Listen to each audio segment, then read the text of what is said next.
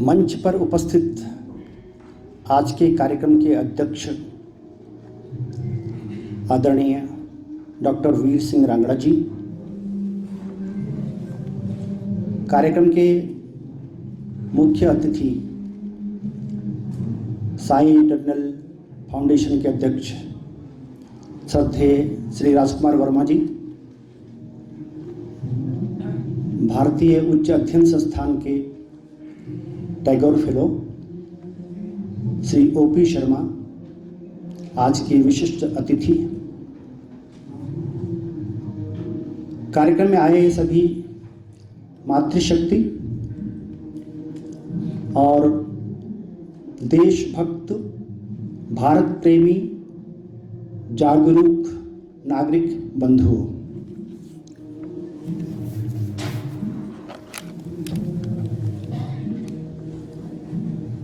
अभी जो बीज भाषण पढ़ा गया तो वो मेरे लिए अच्छा हो गया।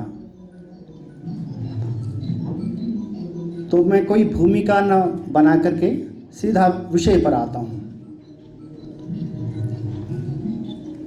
तो समय के साथ जैसे जीवन मृत्यु ये निश्चित है, वैसे ही हर एक देश और समाज की भी मृत्यु होती है। लेकिन इतिहास गवाह है कि भारत एक मृत्युंजय राष्ट्र है और यही कारण है कि अभी तक दुनिया में 49 सभ्यताओं ने जन्म लिया, जिनमें से 46 लुप्त हो चुकी हैं, 3 शेष बची हैं, जिनमें भारत के साथ रूस और चीन की सभ्यताएं हैं। 327 ईसा पूर्व भारत पर आक्रमण करने वाले सिकंदर की ग्रीस सभ्यता पूरी तरह समाप्त हो गई। वहां की महान ग्रीस यूनिवर्सिटी की वाइस चांसलर हिपेशिया थी। ईसाइयत का प्रचार करने पहुंचे सिरिल ने उसकी हत्या कर दी। फिर वहां कभी अरस्तु, प्लेटो, हिपेशिया, अलेक्जेंडर, पाइथागोरस, सेल्यूकस और यूक्लिड पैदा नहीं हुए। ग्रीस मर गया। 4000 साल पहले नील नदी पर जन्मी मिस्र सभ्यता पूरी तरह समाप्त हो गई। हाँ, भारत में कुछ मिस्र लोग जरूर बचे हैं।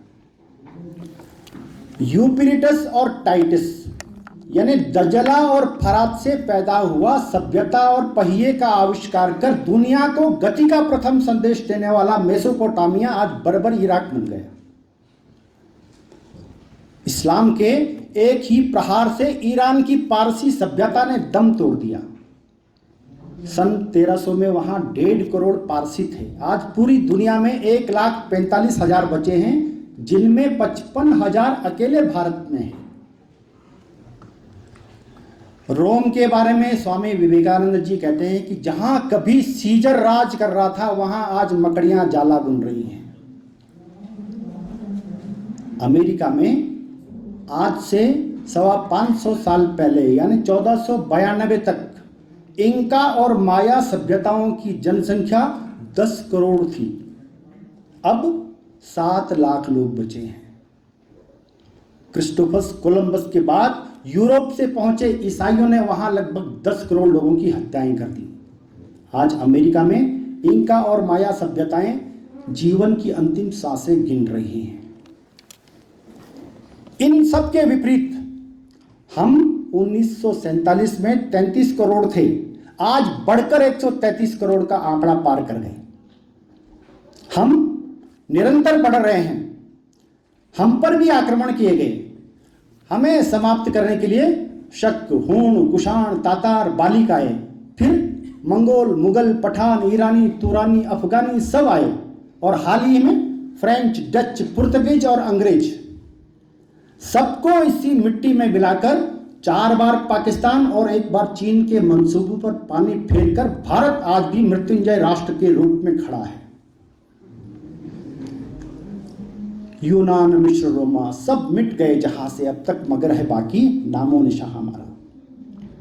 कुछ बात है कि हस्ती मिटती नहीं हमारी, सदियों रहा है दुश्मन दौरे जमा हमारा। ये हस्ती क्या है? फौजी आक्रमण के रूप में अलेक्जेंडर से लेकर मुशर्रफ तक और वैचारिक क्षेत्र में चारवाक से लेकर वामपंथियों तक कितने ही आक्रमण हम पर किए गए, लेकिन हम नहीं मरे। क्यों? क्योंकि हम सृष्टि के प्रथम गवाह हैं। ये हमको ही मालूम है कि एक से अनेक में विभक्त होने की इच्छा से पृथ्वी का जन्म हुआ। 1,97,29,49,127 साल पहले पृथ्वी का जन्म हुआ। 1.25 करोड़ वर्ष के लंबे अंतराल के बाद यह धरती सृष्टि के अनुकूल हुई। प्रकृति की इन महान घटनाओं का सर्वप्रथम हमने दर्शन किया, लेकिन दुख से कहना पड़ता है कि आज अपने लोग पश्चिम की ओर देखने लगे हैं। आज हमको, जो हम यहां बैठे हैं, इन्होंने क्या पढ़ा है? बाबर से लेकर औरंगजेब तक, क्लाइव से लेकर डुप्ले तक, डलहौजी से लेकर हेस्टिंग्स तक के शासन को हमने पढ़ा है, हमको पढ़ाया गया, लेकिन कभी अपने वैभव को नहीं पढ़ा। संस्कृत को डेड लैंग्वेज कहा, वेदों को गडरियों के गीत समझा और हम अंग्रेजियत के भंवर में फंसते चले गए। पर यह सच नहीं था। हमारे मन ने कभी इसको स्वीकार नहीं किया। हमारे पूर्वजों ने लगातार संघर्ष किया, उनको एक दिन का भी आराम नहीं करने दिया। यानी सिकंदर के विरुद्ध पोरस से लेकर पृथ्वीराज चौहान और सुभाष चंद्र बोस तक 2500 सालों की इस लड़ाई को हम नेतृत्व देने में कामयाब रहे। या यूं कहें, हम पराभूत नहीं, अभूतपूर्व सिद्ध हुए। भारत का प्रथम राष्ट्रगीत लिखने वाले अथर्ववेद ऋषि अंगिरा ने दुनिया में धरती को मां के रूप में देखने की सर्वप्रथम दृष्टि प्रदान की। अंगिरा ने कहा, माता भूमि पुत्रोहम पृथिव्याः, धरती मेरी मां है, मैं इसका पुत्र हूं। और उन्होंने केवल भारत को ही नहीं, संपूर्ण भूमि में मां का रूप देखा। प्रकृति में वात्सल्य का रूप देखा कि कैसे उड़ते हुए पक्षी घोंसलों में अपने बच्चों पर निगाह रखते हैं। बंदरिया लंबे समय तक अपने बच्चे का बोझ ढोती है, मरने के बाद भी। बिल्ली अपने बच्चों की रक्षा के लिए 12 स्थान बदलती है। शेरनी के दांत भी तब कोमल हो जाते हैं जब वह इनसे अपने बच्चों को उठाकर चलती है। गाय और बछड़े का प्रेम तो वात्सल्य का महाकाव्य है। किंतु ये सब समय के साथ भूलने लगते हैं। इन सब का प्रेम कम स्थायी, टेम्परेरी फेनोमेना होता है, लेकिन हम तो मनुष्य हैं। हम इस धरती को, जिसे ऋषि अरविंद ने साक्षात दुर्गा कहा है, विष्णुपत्नी कहा है, कैसे भूल सकते हैं? स्वप्न में भी नहीं भूल सकते। जीवित हैं तो इसकी गोद में खेलते हैं, जीवन का अंतिम विश्राम भी इसकी गोद में करते हैं। समुद्र वसने देवी पर्वतस्तन मंडले विष्णुपति नमस्तुभ्यं पाद स्पर्शम क्षमस्व में। गाय, गंगा, गीता, गायत्री, वेद आदि इस पुण्य भूमि की पवित्र धरोहर हैं, और इनकी संभाल के लिए ही हम अपने बच्चों के नाम गंगा, गीता, गायत्री, वेद आदि परंपरा से रखते आए हैं। भारत की नदियों का जल हमारी जीवन रेखा है। गंगा तो हमारे जीवन का समाधान है। स्नान करते समय हम गंगे च यमुने च गोदावरी सरस्वती नर्मदे सिंधु कावेरी जलेस्मिन सन्निधि कुरु मंत्र से सभी नदियों की प्राण प्रतिष्ठा अपनी एक पानी की बाल्टी में कर लेते हैं। गंगा जीवन का समाधान ही है। जीवन दायिनी इन पवित्र नदियों की गोदी में हमने बड़े बड़े नगर बसाए। दुनिया की पहली राजधानी अयोध्या सरयू के तट पर बसाई गई। प्रथम विश्वविद्यालय काशी गंगा के तट पर विकसित हुआ। कौरव और पांडव, हस्तिनापुर और इंद्रप्रस्थ गंगा और यमुना के तट पर बसाए गए। मौर्यों का मगध और विक्रमादित्य की राजधानी उज्जैनी का निर्माण गंगा और क्षिप्रा के तट पर किया गया। शालिवाहन की राजधानी प्रतिष्ठानपुर गोदावरी और विजयनगर साम्राज्य की राजधानी हम्पी का निर्माण तुंगभद्रा के तट पर किया गया। सिकंदर के गुरु अरस्तु ने उससे कहा कि तुम भारत को जीतने जा रहे हो, यदि शारीरिक और बौद्धिक दृष्टि से भारत पर विजय प्राप्त न भी कर सको तो आते वक्त मेरे लिए गंगा जल लाना न भूलना। डॉक्टर लोकेश चंद्र ने अपने रशिया प्रवास में बीते 1000 साल से क्राइस्ट और 70 सालों से कम्युनिस्टों की जकड़न में जकड़े देश के हजारों लोगों को गंगा जल की एक एक बूंद पाने के लिए लालायित होते देखा है। धक्का मुक्की में जैसे ही जल बिखरा तो लोगों ने उंगली से धरती का स्पर्श कर उसका टीका लगाना प्रारंभ किया। इसी गंगामयी संस्कृति के आधार पर हम पूरी दुनिया को एक राष्ट्र यानी राष्ट्रों का संयुक्त संघ बनाने में सफल हुए थे, और इसके संकेत, इसके प्रमाण आज भी मनुष्यों से लेकर पत्थरों तक में मिल जाते हैं। सुदूर पूर्वी समुद्र की ओर जाएं, अनेक देश हैं, Bali, Java, Sumatra, Cambodia, Malaysia, Indonesia. Indonesia के पूर्व राष्ट्रपति का नाम सुकर्ण, उनकी पत्नी का नाम राधा, उनकी बेटी और जो बाद में वहां राष्ट्रपति बनी मेघावती सुकर्णोपुत्री, और अबे भी कुछ साल पहले जो राष्ट्रपति थे सुशील युद्धयान। इंडोनेशिया की संसद का नाम भूमिपुत्र सदन, एयरलाइंस का नाम गरुड़, राष्ट्रीय ध्येय वाक्य धर्मो रक्षति रक्षितः, पुलिस का चिन्ह हनुमान रखा गया है। इसके आगे भी बहुत कुछ है। विश्वविद्यालय का नाम उदयन, नोट के ऊपर गणेश जी, एशियाड का शुभंकर, धनुर्धारी राम, वहां राम आदर्श हैं। फिल्मों का आधार रामायण और महाभारत जैसे महाकाव्य हैं। कहां तक संस्कृति है हमारी। वास्तविकता तो यह है कि जब एक मां सुबह सुबह उठकर धरती को स्पर्श करती है, सूर्य को अर्घ्य देती है, तुलसी और वट का वंदन करती है, गाय की प्रदक्षिणा करती है, तो ये सब देखकर बालक मानव से माधव बन जाता है। मां प्रेरणा होती है। रण में योद्धा हो, अखाड़े में खिलाड़ी या खेत में किसान, सब इसी माटी को माथे से लगाकर काम प्रारंभ करते हैं। किसी भी नव निर्माण के काम में भूमि पूजन जैसे संस्कारों से पुरुष से महापुरुष बनने की प्रक्रिया अपने यहां प्रारंभ होती है। ऋषि अरविंद ने कहा कि इसे केवल माटी का टुकड़ा मत समझो, ये साक्षात दुर्गा है। बंकिम चंद्र इसे त्वम ही दुर्गा दश प्रहरण धारणी कमला कमल दल विहारिणी कहते हैं। रविन्द्रनाथ ठाकुर इसे देवी भुवन मनमोहिनी कहते हैं।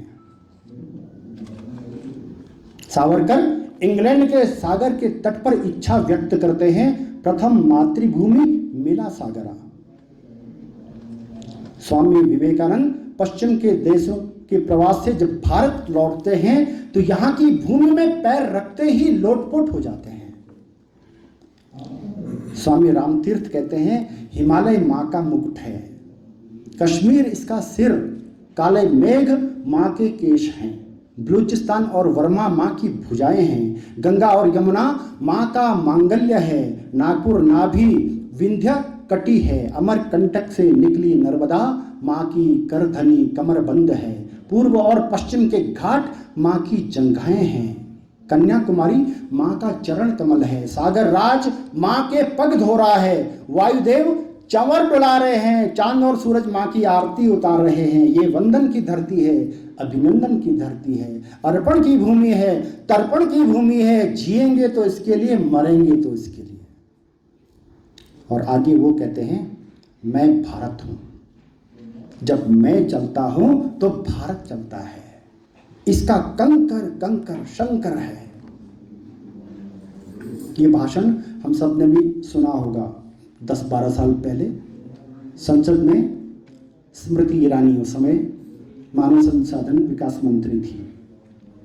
उन्होंने तो ये कहा कि ये अटल जी ने कहा था, लेकिन अटल जी से भी पहले स्वामी रामतीर्थ जी ये कह चुके हैं। भारत के साथ ऐसा तादात्म्य, भारत और मैं अलग अलग नहीं, मैं ही भारत हूं, और भारत के साथ इस प्रकार तादात्म्य होने का एकमात्र उदाहरण स्वामी रामतीर्थ जी का नहीं है। स्वामी रामकृष्ण परमहंस के बारे में भी हमने सुना है, भूमि के साथ ऐसा एकाकार हो गए, अचानक चिल्लाने लगे, देखो देखो गाय मेरी पीठ पर चल रही है। बाद में जब वो समाधि से वापस आए तो उनकी पीठ पर गाय के खुरों के निशान पाए गए। गुरु गोलवलकर जी 1947 में उनके दोनों कंधों में भयंकर पीड़ा प्रारंभ हो गई थी, और वो 1973 तक उनके जीवन पर्यंत तक चलती रही। क्यों? क्योंकि 1947 में भारत का विभाजन हो गया था, मां की भुजाएं कट गई थी। और केवल महापुरुष नहीं, भगवान ने तो यहां जन्म लिया ही है, दूसरे देशों में भगवान ने अपने दूत भेजे हैं, लेकिन यहां उन्होंने प्रत्यक्ष जन्म लिया है। यही राम ने जन्म लिया, यही कृष्ण ने दर्श दिए, अवतारों का जन्मस्थल प्यारा देश हमारा देश, गीत गाते हैं। और देवताओं ने तो स्वर्ग से भी बढ़कर इस भूमि को कहा है, यहां जन्म लेने के लिए लालायित होते रहे हैं, यहां के गीत गाए हैं। गायन्ति देवाः किल गीतिकानि धन्यास्तु ते भारत भूमि भागे स्वर्गापवर्गास्पद मार्ग भूते भवन्ति भूयः पुरुषः सुरत्वात्। करजन वायली ने मां का बंटवारा किया तो धींगरा ने उसके प्राण ले लिए। अदालत में उसने खड़े होकर कहा कि भारत मां तू मेरी मां है, तेरा अपमान मेरी मां का अपमान है, तेरा ये दरिद्र पुत्र तेरी क्या सेवा कर सकता है, अपने प्राणों के सिवा और क्या दे सकता है, इसलिए मां मैं अपने प्राण न्यौछावर करता हूं। लंदन में फांसी के एक दिन पहले के वक्तव्य को पढ़कर वहां के तत्कालीन प्रधानमंत्री चर्चिल ने रोते हुए कहा था कि धींगरा तू महान है, हुतात्मा है, आने वाले सैकड़ों साल तक भारतीय नौजवान तुमसे प्रेरणा प्राप्त करते रहेंगे।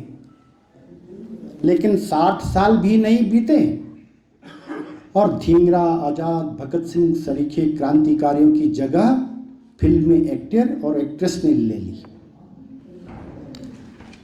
शाहरुख खान, सलमान खान, आमिर खान, ऐश्वर्या, काजोल, करिश्मा, करीना, कैटरीना, दीपिका, मल्लिका, मलाइका, अनुष्का, नेहा, श्रद्धा आज के नौजवानों की वॉलेट और पर्स की शोभा बढ़ा रहे हैं। भारत हमारी मां है, यही राष्ट्र हमारा गुरु और पिता है। पिता रक्षा करता है, इसलिए इस राष्ट्र ने भगत, बोस, शेखर, वन्ना वैरागी पैदा किए, जन्म दिया, दूध पिलाया, इसलिए मां, और वेदांत के रूप में हमारे प्रश्नों के उत्तर दिए, इसलिए गुरु। किसी कवि ने कहा है कि जब दुनिया में घोर जंगली बस्ती थी, वस्त्र पहनने का ज्ञान नहीं था, पशुवत ही फिरते थे जग में, अन्य जीवों के रहने का ज्ञान नहीं था, ईसा, मूसा, पैगंबर का नाम नहीं था, जड़ चेतन में नाता क्या है इसका ज्ञान नहीं था, हिम सागर की दिव्य भूमि में प्रथम मनुष्य तब प्रकट हुआ था, शैल लांगता सागर पीता यात्रा पर प्रवृत्त हुआ था। पूर्व से पश्चिम के मैक्सिको तक जाने वाले उन अगस्त्य के वंशज हैं हम, और इसलिए हम गीत गाते हैं, हम अगस्त्य बन महासिंधु को अंजुलि में पी जाएं, 3 डगों में सृष्टि नाप लें, कालकूट पी जाएं, पृथ्वी के हम अमर पुत्र हैं, जग को चले जगाने। दुनिया के अनेक देशों में हमने अच्छे अच्छे लोग भेजे, लेकिन कभी किसी दूसरे देश पर अपनी सीमाओं के विस्तार के लिए आक्रमण नहीं किया, सोने की लंका जीत कर भी उनको वापस कर दी। आक्रमण नहीं किया। एक कवि हुए हैं राम कुमार चंचल, उन्होंने लिखा है, न सीमा का हमारे देश ने विस्तार चाहा है, किसी के स्वर्ण पर हमने नहीं अधिकार चाहा है, मगर ये बात कहने में न चूके हैं न चूकेंगे, लहू देंगे मगर इस देश की मिट्टी नहीं देंगे। दुर्भाग्य से हमने लहू भी दे दिया, अभी तक दे रहे हैं, और मिट्टी भी दे दी। स्वामी विवेकानंद जी कहते हैं कि जैसे हर एक व्यक्ति में आत्मा होती है, वैसे ही हर एक देश और समाज की भी आत्मा होती है। इंग्लैंड की आत्मा व्यापार में, फ्रांस की राजनीति में, जापान की कला और सौंदर्य में, इटली की आदेश के पालन में, वैसे ही भारत की आत्मा अध्यात्म में है। और इसीलिए हमारे मनीषियों ने कहा, एतत् देश प्रसूतस्य सकाशादग्रजन्मनः स्वं स्वं चरित्रम शिक्षरेण पृथिव्याम सर्व मानवाः कहकर दुनिया भर के लोगों को शिक्षा का आमंत्रण दिया। आइए हमारे देश में आकर शिक्षा ग्रहण कर अपने चरित्र को श्रेष्ठ बनाकर फिर अपने अपने देश में जाकर वहां अन्य लोगों का चरित्र भी श्रेष्ठ बनाइए। और इसके लिए हमने काशी, सारनाथ, नवद्वीप, नालंदा, तक्षशिला, विक्रमशिला, श्री, मथुरा, गौर, धन्य, उज्जैनी और कांची जैसे बड़े बड़े 39 विश्वविद्यालय स्थापित किए। इस पर दुनिया भर के विद्वानों ने अपनी अपनी टिप्पणियां दी हैं। जापान में टोक्यो यूनिवर्सिटी के इतिहास के विभागाध्यक्ष डॉक्टर नाकामोरा कहते हैं कि राम और बुद्ध के प्रभाव से हमारा देश एक आध्यात्मिक देश बन गया है। चीन का माओ अपनी डायरी में लिखता है कि चीन के अच्छे लोग भारत में जन्म लेने के लिए प्रार्थना करते हैं। अमेरिका में ही चीन के राजदूत डॉक्टर हॉर्स कहते हैं कि भारत हमारी साम्राज्ञी है, उसने बिना किसी का खून बहाए चीन पर 2000 साल तक शासन किया है। मैक्स मुलर कहता है कि वैसे तो मैं पुनर्जन्म में विश्वास नहीं करता, क्योंकि हम जानते हैं ना, ईसाई, मुसलमान और यहूदी ये पुनर्जन्म में विश्वास नहीं करते, इनको कयामत तक इंतजार करना होता है। लेकिन मैक्स मुलर कहता है कि भारत को देखकर मुझे पुनर्जन्म में विश्वास होता है, इसलिए मैं भगवान से प्रार्थना करता हूं कि अगली बार मुझे काशी में जन्म दे। किंतु बीच के कालखंड में स्वाभिमान शून्यता के कारण हम भौगोलिक और भावनात्मक दोनों दृष्टि से थोड़ा संकुचित हो गए। क्या हम शक्ति में कम थे क्या? पर नहीं, द्वितीय विश्व युद्ध में हार के कगार पर खड़े इंग्लैंड को भारतीय सैनिकों ने जीत दिलाई। हम इस निष्कर्ष पर पहुंचे कि हमारे जो कमजोरियां आई हैं वो हमारे स्वयं के अंदर से आई हैं। जहरीले सांप को भी हमने दूध पिलाया, उसकी पूजा की, उसको भगवान कहा, लेकिन अपने भाइयों में भगवान को भुला दिया, उन्हें अपने से दूर कर दिया। इससे देश कमजोर हो गया। महाभारत के युद्ध के बाद, उस संघर्ष के बाद लंबे समय तक इस देश में कोई संघर्ष नहीं हुआ। समृद्धि आई, अच्छे अच्छे राजा निकले, चक्रवर्ती सम्राट बने। लेकिन कालांतर में कुछ विकृतियां भी आ गई, कुछ दोष आ गए, जिसके कारण हम आत्मविस्मृति का शिकार हो गए। ऐसा देश जिसमें लाखों मंदिर, करोड़ों देवता, सिंधु है, वेद है, भूमि है, उसकी अपनी परंपरा है, लेकिन पुत्र ही यदि मां का दुश्मन हो जाए तो क्या होता है? वही हुआ 1000 साल पहले गांधार अलग हुआ। 300 साल तक पाल राजाओं ने बचाया, राजा भीमपाल, अनंगपाल, जयपाल और त्रिलोचनपाल ने। जब तक गांधार भारत का हिस्सा था, गांधारी और बौद्ध भिक्षु पैदा होते रहे।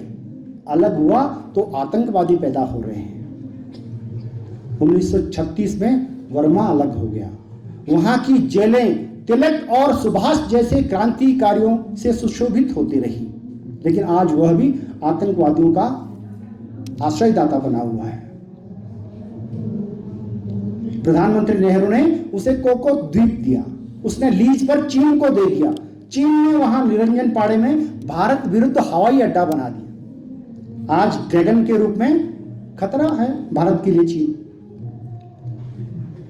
1947 में हम आजाद तो हुए, लेकिन सत्ता लोलुप बूढ़े हो चुके नेताओं ने मां की वेदना नहीं सुनी।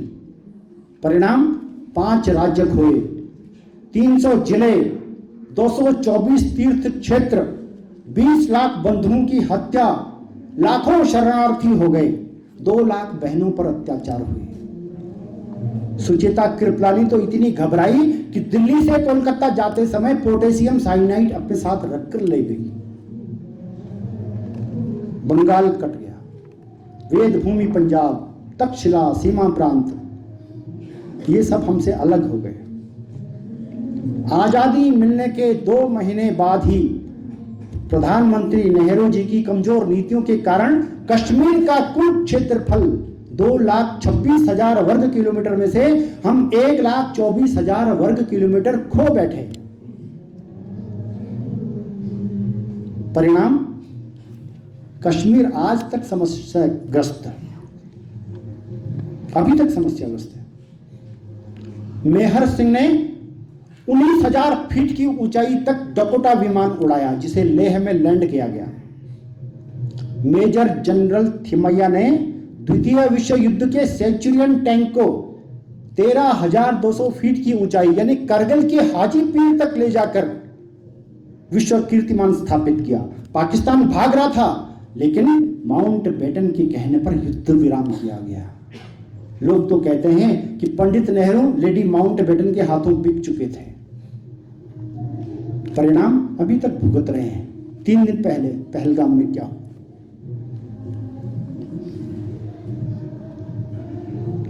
1962 के एक और हमले में हम नेफा और लद्दाख का 48,000 वर्ग किलोमीटर खो बैठे हैं। हम केवल नारे लगाते रह गए।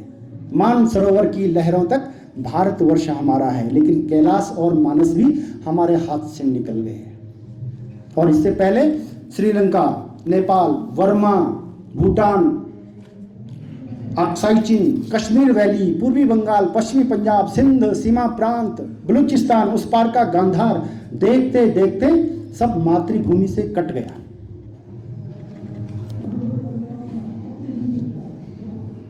लेकिन आशाओं के दीपक अब भी जल रहे हैं। पराये लोगों ने देश को जहां तक काट सकते थे उन्होंने काटा, जहां तक बांट सकते थे बांटा, जहां तक बदल सकते थे बदला। यहां तक कि उन लोगों ने यहां के गांवों, शहरों और समुद्रों तक के नाम बदल दिए। ऐसा क्या हुआ कि लोग गंगा सागर को बंगाल की खाड़ी कहने लगे और सिंधु सागर को अरब सागर।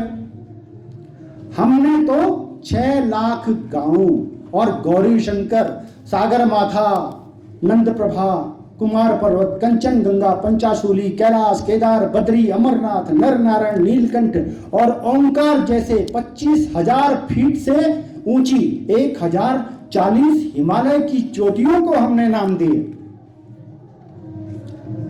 हिमालय से निकली गंगा, यमुना, सरस्वती, सिंधु, ताम्रपर्णी, घोरनी, काली, पद्मा, अलकनंदा, मंदाकिनी, भागीरथी, भीलांगना, ब्रह्मपुत्र, ये हमने नाम दिए ना। विंध्य की नर्मदा, दामोदर, महानदी, सह्याद्री की चट्टानों से कृष्णा, गोदा, भीमा, तुंगभद्रा, नंदिनी, नलिनी, नेमा, मालती, बराही, अग्नक्षी, कटप्रभा, बलप्रभा, अलका, मोरना, कायना, सैकड़ों नदियों को हमने नाम दिए। अफ्रीका तक को शंखद्वीप नाम दिया। पंजाब, जिसका नामकरण ही 5 नदियों पर हुआ, सतलुज, झेलम, चिनाब, व्यास, रावी, क्या हम 2 सागरों को नाम नहीं दे सकते थे? दरअसल अंग्रेजों के रंग में रंगने में हमने पहल की। वे कंचन गंगा का उच्चारण नहीं कर सके तो हमारे लिए भी कंचनजंगा हो गया। वे सागर माथा नहीं बोल पाए तो हमारे लिए भी माउंट एवरेस्ट हो गया। भगवान शिव के नरकासुर वध के कारण यहां दुर्जय लिंग की स्थापना हुई। वे उसका उच्चारण नहीं कर पाए तो हमने भी उनके साथ साथ दार्जिलिंग बोलना शुरू कर दिया।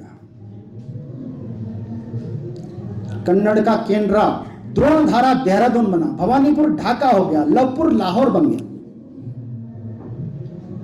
यहां जहां हम बैठे हैं श्यामला माता का शिमला हो गया। कृष्ण ने नाम दिया इंद्रप्रस्थ, दिल्ली हो गया। ब्रह्मा जी ने जहां यज्ञ किया था प्रयागराज, इलाहाबाद हो गया था। योगी जी की कृपा से वापस प्रयागराज हो गया। धाराशिव उस्मानाबाद, देवगिरी दौलताबाद, कर्णावती अहमदाबाद, अयोध्या जैसी पवित्र नगरी का फैजाबाद, जाहिराबाद, जलालाबाद, हैदराबाद, होशंगाबाद, औरंगाबाद, फरीदाबाद, मुरादाबाद, गाजियाबाद, सिकंदराबाद, दिल्ली राजधानी जैसे क्षेत्र में वजीराबाद, जाफराबाद, मुस्तफाबाद, तुगलकाबाद, खिजराबाद, जेएनयू जैसी यूनिवर्सिटी के अंदर पश्चिमाबाद, सारा भारत बाद हो गया होता, लेकिन नहीं हुआ। क्यों? क्योंकि भारत मां अभी बांझ नहीं हुई है। और जिसके चलते चाणक्य, चंद्रगुप्त, विक्रमादित्य, बप्पा रावल, पृथ्वीराज चौहान, महाराणा प्रताप, गुरु गोविंद सिंह, छत्रपति शिवाजी महाराज, असम के लाचित बड़फुकन, छत्रसाल, कृष्णदेव राय सरीखे प्रतापी पुत्रों ने मां की कोख से जन्म लिया और अपने शौर्य का परचम फहराया। राजस्थान में तो अभी भी माई एड़ा पूत जन जेड़ा राणा प्रताप गीत गाए और सुने जाते हैं। 1576 का वो हल्दी घाटी का विश्व प्रसिद्ध युद्ध, हल्दी घाटी से 3 किलोमीटर दूर है रक्त तलाई, आज भी इसी नाम से। घाटी में जो खून बहा 3 किलोमीटर दूर जाकर तालाब बन गया। कितना खून बहा होगा पूर्वजों का। कभी देशाटन के लिए जाएं तो ऐसे ऐतिहासिक स्थानों पर हम सबको अवश्य जाना चाहिए, ऐसे स्थानों के दर्शन करने चाहिए। ऐसी मेवाड़ भूमि है। महाराणा सांगा 80 घाव लगे थे तन में, फिर भी व्यथा नहीं थी मन में।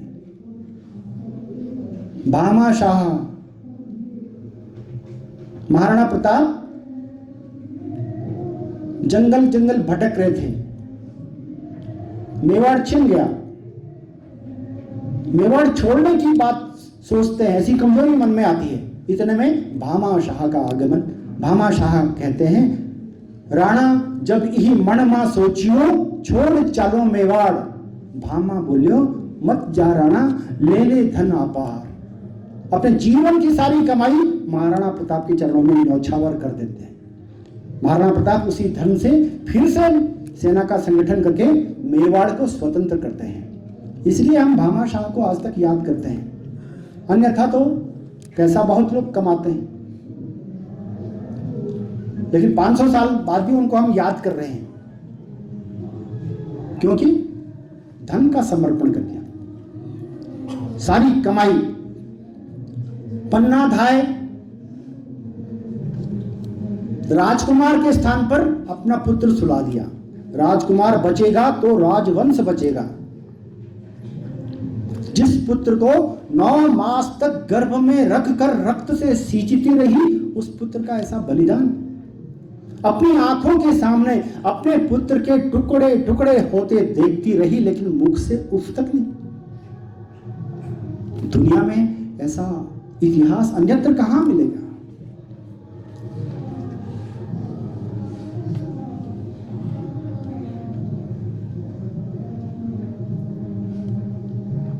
छत्रपति शिवाजी महाराज, उनके बारे में भूषण लिखते हैं, काशी जी की कला जाती, मथुरा मसीद होती, होते न शिवाजी, सुन्नत होती सबकी। हम आज यहां जो बैठे हैं, नहीं बैठे होते, कोई मंदिर नहीं बसता, हिंदू ही नहीं बसता। और बीच के कालखंड में स्वाभिमान शून्यता के कारण भूषण जैसे कवि ने जो लिखा उन पर प्रतिबंध लग गया। भूषण ने लिखा, इंद्र जिनी जम्ब पर बाढ़व सो, अम्ब पर रावण सो, दंभ पर रघुकुल राज है, पौनवारी वाह पर शंभरति नाह पर, जो सहस्र बाहु पर राम द्विजराज है, तेज तम अंश पर कान जिमी कंस पर, त्यों मलेच्छ वंश पर शेर शिवराज है। इंद्र जैसे जंब राक्षस पर, आसमान पर बिजली, बादलों पर पवन, अंधकार पर प्रकाश, रावण के अहंकार पर भगवान राम, और परशुराम सहस्र बाहु पर, अंधकार पर प्रकाश, वैसे ही संपूर्ण मलेच्छ वंश पर छत्रपति शिवाजी महाराज भारी पड़ रहे हैं। और वो उन्होंने केवल वैसे लिखा नहीं, शिवाजी का पराक्रम ही ऐसा था। गुरु गोविंद सिंह महाराज इतिहास में एकमात्र ऐसा महापुरुष जिसको सर्ववंश त्यागी कहा गया। उनकी प्रेरणा से अपने पिताजी को उन्होंने प्रेरित किया बलिदान करने की, और उन्होंने किया। 2 पुत्र चमकौर दुर्ग की रक्षा करते करते शहीद हो गए। चमकौर दुर्ग पर युद्ध चल रहा था। उनका बड़ा बेटा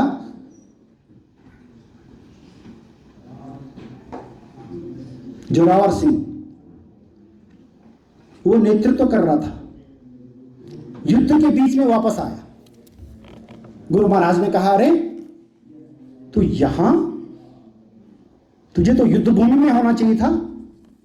कि पिताजी प्यास लगी है, तुमने शत्रु के रक्त से अपनी प्यास क्यों नहीं बुझाई और उसको पानी पीने नहीं दिया, वापस युद्ध भूमि में भेज दिया।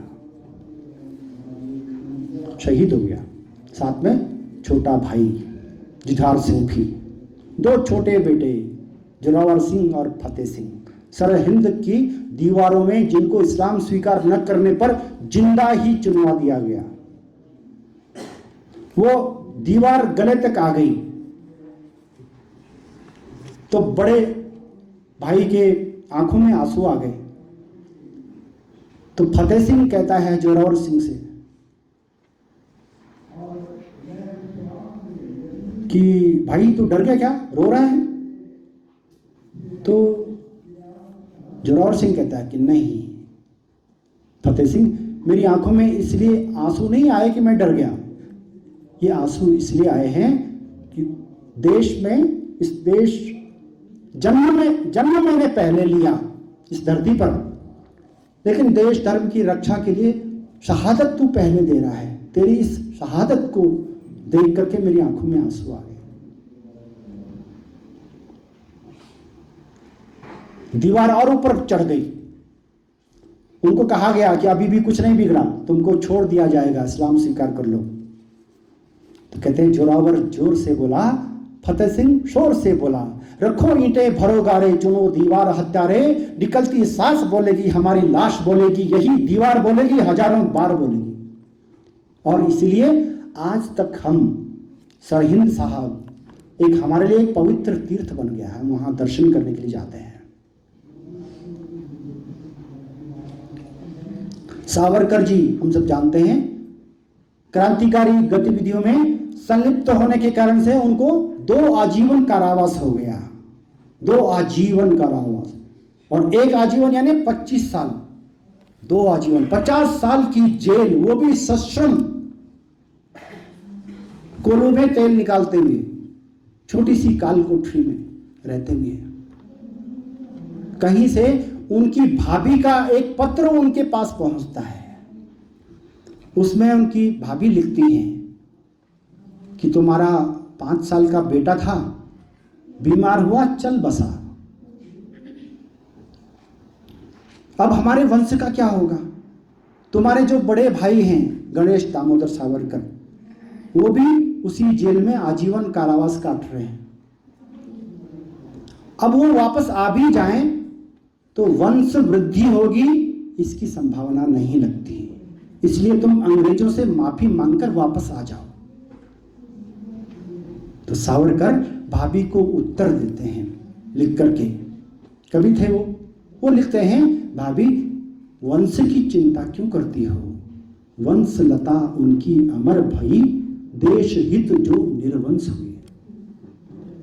और इसलिए हम आज तक सावरकर जी को याद करते हैं। चापेकर बंधु 3 भाई थे, तीनों को फांसी हो गई। भगनी निवेदिता अफसोस करने मां के घर गई। मां ने कहा अफसोस किस बात का? हाँ, अफसोस इस बात का है कि मेरी कोख से चौथा चापेकर क्यों पैदा नहीं हुआ। वो होता वो भी फांसी चढ़ता, वो भी देश के काम आता।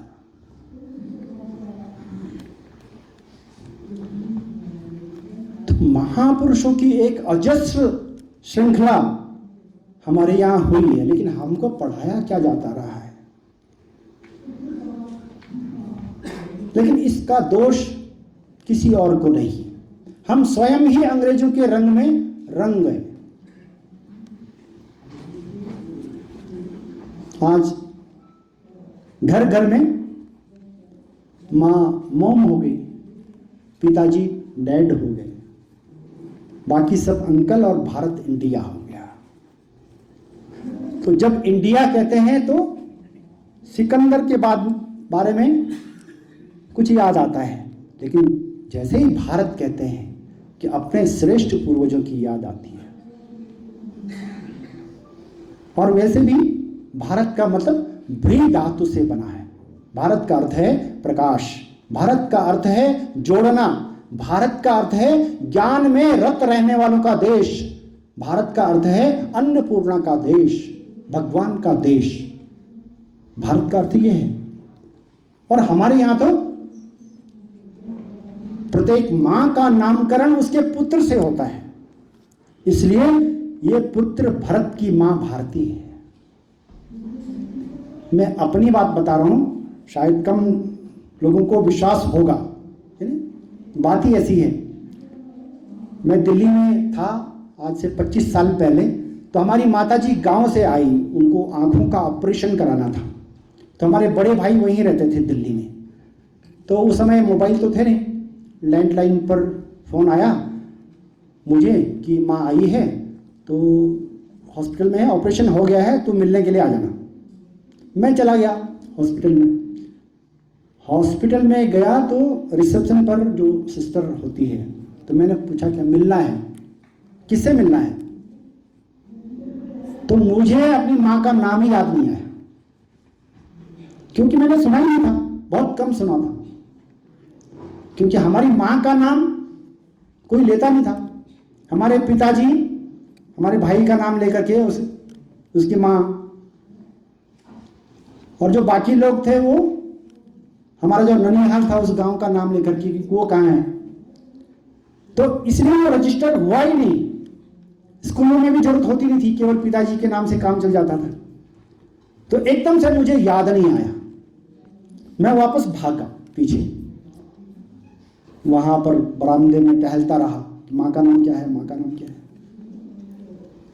बाद में अचानक भाई साहब दिख गए, तो मैंने कहा चलो, उनको बताया तो बड़े हंसे वो। तो हमारी माँ का नामकरण उसके पुत्र से होता है, इसलिए ये भारतीय। और वैसे भी भा से भाव, रा से राग, ता से ताल, भाव राग और ताल, जब ये तीनों मिलते हैं तो संगीत का जन्म होता है। तो फिर भारत का बेटा कम्युनल कैसे हो सकता है? हमने तो 8 लाख बालकों का धर्म बदलने वाली टेरेसा को भी भारत रत्न दिया। पोप जॉन पॉल ने 3री सहस्राब्दी में भारत को बदल डालने का फरमान जारी कर दिया था। लेकिन यह सच है कि यदि जीसस भारत में जन्म लेता तो कभी भी उसकी हत्या नहीं होती। उसने यही तो कहा था कि वो भगवान का बेटा है, देवदूत है, उसने क्या गलत कहा था। लेकिन इन पापियों ने उसे यहाँ क्रूसेट पर लटका दिया, और यहाँ इन भोले भाले भारतवासियों को कहते घूमते हैं कि तुम पापी हो। अरे तुमसे बड़ा पापी कौन होगा? हमारे यहाँ तो 4 वाक हुआ। उसने कहा भगवान नहीं, धर्म नहीं, पाप नहीं, पुण्य नहीं, मृत्यु का कुछ पता नहीं, मरने के बाद क्या होगा किसी को नहीं मालूम, इसलिए यावत जीवेत सुखम जीवे ऋणम कृत्वा घृतम पीवे, जब तक जियो मजे में जियो, कर्ज लेकर भी घी पियो। ऐसा कहने वाले को भी हमने दार्शनिक कहा। और उनके यहां तो गैलीलियो, ब्रूनो और कोपरनिकस, उन्होंने कहा कि ये जो पृथ्वी है ये सूर्य का चक्कर लगाती है। ऐसा कहने पर उनको, उनमें से एक को आजीवन कारावास दे दिया, दूसरे को जिंदा जला दिया, तीसरे को फांसी पर लटका दिया। हमारे यहां तो आर्यभट्ट ने उनसे 1000 साल पहले यही बात कही, लेकिन हमने उन्हें ऋषि कहा। ये ऐसा देश है जो जैसा मान कर देता है उसके लिए वैसा बन जाता है। यहां 108 विष्णु क्षेत्र है, इसलिए वैष्णवों के लिए ये विष्णु है। 12 ज्योतिर्लिंग है, इसलिए शैवों के लिए शिव है। 51 शक्तिपीठ है, इसलिए शाक्तों के लिए ये दुर्गा स्वरूप है।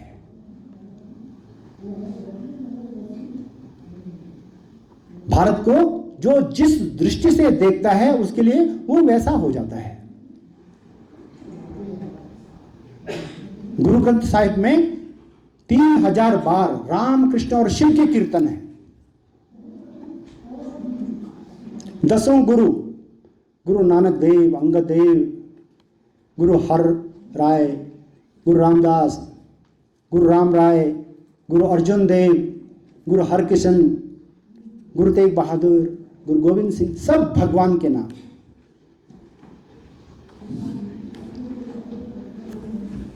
अयोध्या और सोमनाथ, ये दोनों मंदिर, ये अहिल्याबाई होलकर और महाराजा रणजीत सिंह ने मिलकर के इनका उद्धार किया, जीर्णोद्धार किया।